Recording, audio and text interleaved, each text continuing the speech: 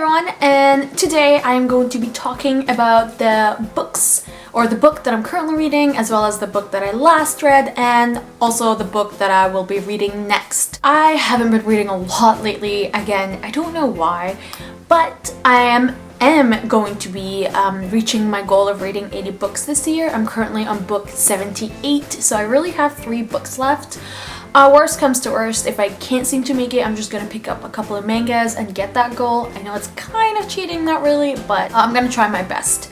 So I'm gonna start off with a book that I just finished 2 days ago. That book is YA fantasy, and it comes out on January 6th of 2016. This book is The Impostor Queen by Sarah Fine. She's the author of Metal and Wishes, I think. And this book talks about this world where there is a queen who is called the Valshia. She possesses a balanced power of both ice and fire. She has these people that work under her, and they're called priests, and they each have one of these powers, but they're very strong. And any person in this world who they find out possesses one of these powers ends up being admitted to this priesthood where they grow up to become priests. The main protagonist in this book is the Sadilla, and she's basically the next in line to the Valshia's position. The way that they find her is that she has a mark on her body, and then they prepare her till the Valshia dies. So in this book, the main protagonist, Ellie, is the Sadilla. What happens is that the Valshia ends up dead due to this invasion that happened, and the Sadilla is supposed to be getting the power of the Valshia as soon as the Valshia died. But she does not, and she literally has zero magic in her. And they need the Valshia because the Valshia keeps the city always warm during the winter, and the crops grow and people can actually survive. But without the Valshia and the Sadilla, who's next in line to the Valshia, everything's in ruins. The priests try doing a lot of things to her in order to awaken the power, and then at one point she ends up having to run away because they were planning on killing her.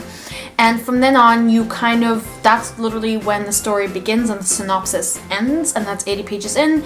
And then you find out what Ellie's role in this whole revolution, shall I say, is, and who is she really. Even though she does have the mark of the Valshia, she's also not the Valshia. And there's this whole prophecy surrounding her. I have to say, initially, the book was very, very, very slow. Like I said, up to page 80 is when the synopsis actually stops being like everything that was revealed in the synopsis is already revealed, and that's when you start going into the unknown. I hate it when synopsises give too much away, and then I have to keep reading and reading and reading to reach the point where the synopsis already talked about. Then ever since then, the whole survival of Ellie in like the outside and trying not to get captured by the priests, as well as who is she really.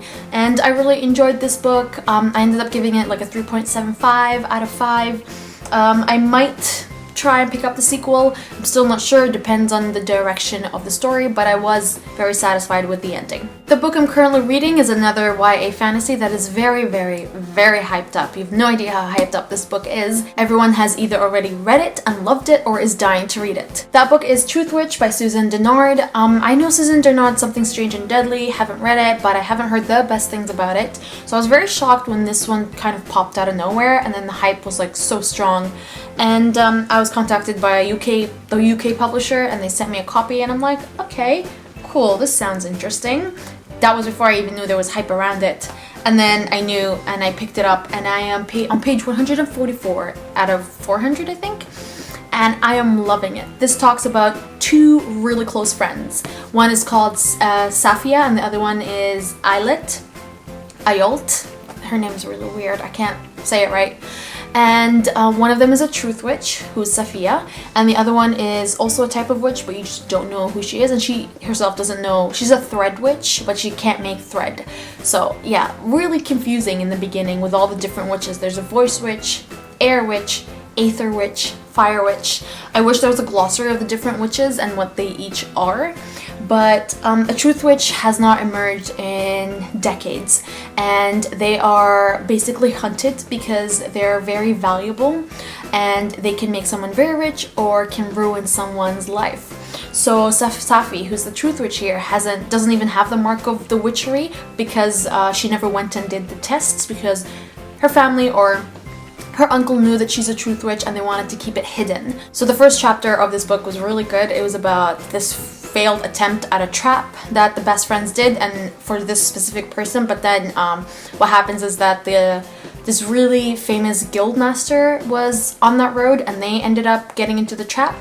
The problem is that the guildmaster has something called a blood witch. Blood witches, if they smell you or your blood, they can hunt you down anywhere. And that's what happened. So the girls are running away from this blood witch. At the same time, there's a lot of different aspects. Islet comes from this heritage or area that is very shunned and looked down upon. And Safi comes from a very rich and very high-class area. Their friendship is fantastic. I love their friendship so far. The love interests I kind of have an idea on who's who. I'm still not sure, but I don't care because I just love their friendship so much, and all I care about is that they get back to each other and then they do some kicking of butts. That's what I care about. But I love the storytelling in this book. Every time I put this book down, that's all I can think about. If I'm anywhere else, I'm like, I need to read Truthwitch. I need to find out what happens next. The whole concept of the witches and the politics involved in here is fantastic. Also, this whole world is on the brink of war after a 20-year peace treaty that is ending in like 6 months. So there's a lot of political plot lines and political plots that are happening under the surface. And there's a fantastic map in there. I love my maps in my fantasy books. So I definitely recommend this book, even though I'm not even halfway through it, but I love the storytelling, which is something I do not say often about books lately. The next book that I'll be reading once I'm done with Truthwitch is actually going to be Winter by Marissa Mayer. I got it from the library thanks to Brittany, so I am hoping to finish this one soon, but I still want to take my time with it. But even after that, I'm going to pick up Winter and I'm going to devour those 800 pages because I cannot wait to read that book. After that, I will have one more book left, and that book is either going to be another one of my arcs or it's just going to be one of my manga volumes if I don't have the time to read another full book. That's it. Let me know if you guys have read any of these books or which one of these you're anticipating. And I hope to see you in my next video. Bye!